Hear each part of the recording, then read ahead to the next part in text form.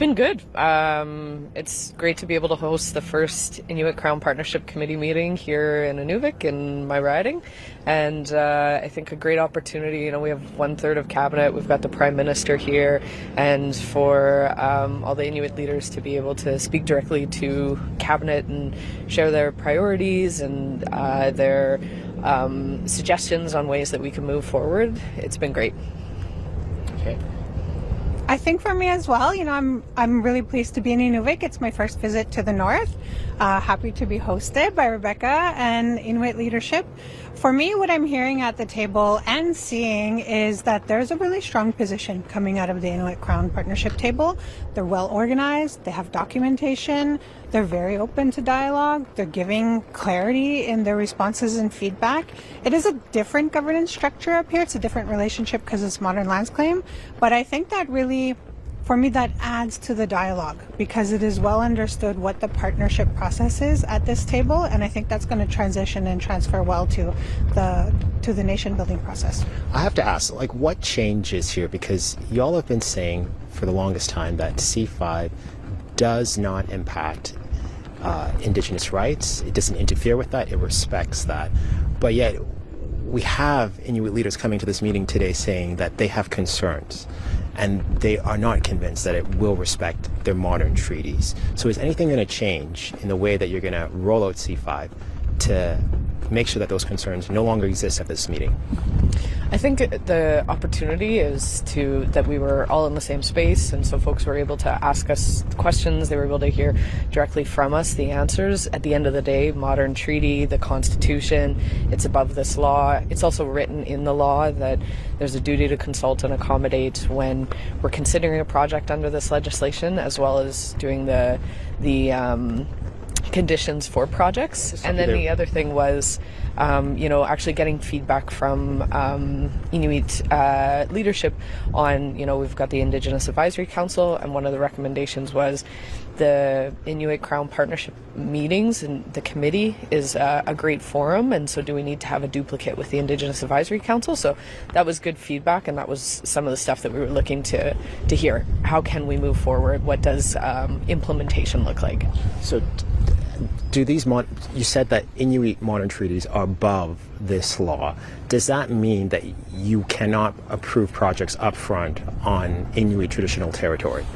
So with the modern treaties, with the co-management, it would be like one of the conditions is going through the co-management. So it has to go through the co-management that's in the treaties. And so, yeah, at the end of the day, treaties are above this law. They have to be respected. Mm-hmm. And that's always been the case with this bill. But you could still provide upfront approval. Yes, and so part of adding a project under this is we've got the duty to consult with the impacted rights holders.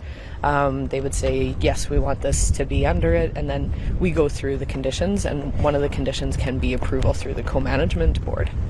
Yeah. Just to add to, I think it's really important that people hear and understand the Prime Minister has been really clear with his messaging. We will respect the structures that are in place. We will work with them. Our objective is to ensure that we are undertaking this in a timely process. And of course, continuously, the message has always been leadership is invited to be a proponent, to be a partner.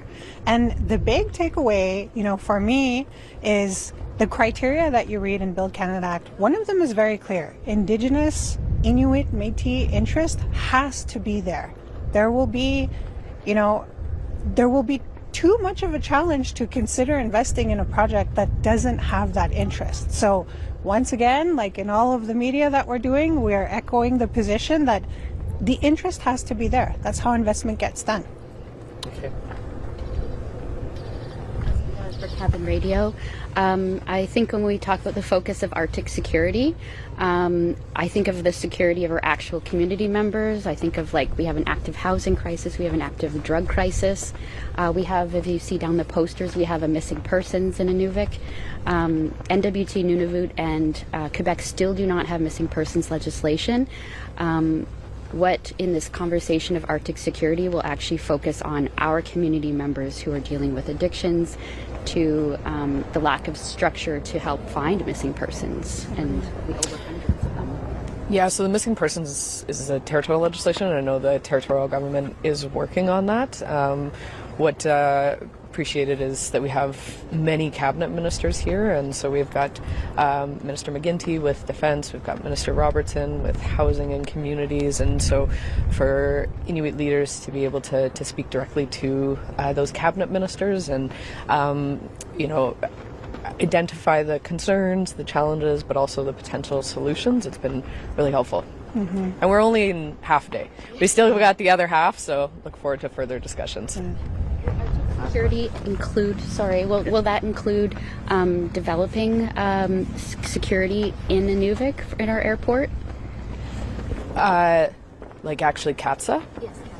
That would have to be, that's a separate conversation. So for sovereignty, it is the Northern Operations Hub that they're looking to get going in Inuvik, as well as some improvements to the terminal and tarmac. But the CATSA is a different conversation. Mm-hmm. Yeah. Good. Thank you very much. Okay. Have a great day. Thank you so much. You're welcome.